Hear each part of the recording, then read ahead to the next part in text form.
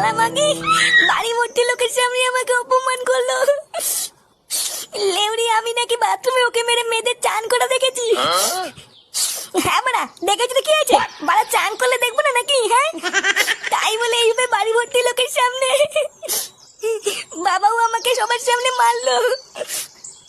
দাঁড়া বাড়া, সবার সামনে আমাকে অপমান করে মেরে তাড়ি দিয়ে তোরা মজা করবি? হ্যাঁ কানকির ছেলে দেখাচ্ছি মজা, দাঁড়া।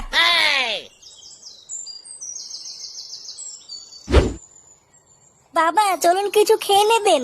না বৌমা, সারা গ্রামের লোকের সামনে এত অপমানিত হওয়ার পর আমার গলা দিয়ে আর খাবার নামবে না।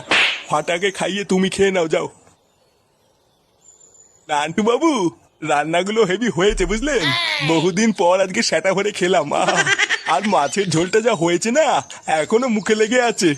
আমি তো ভাবছি বাড়ি গিয়ে গিন্নির হাতে একটা বাটি দিয়ে পাঠাবো। আচ্ছা পাঠিয়ে দেবেন। আচ্ছা নান্টু বাবু তাহলে আসি। আচ্ছা আবার আসবেন।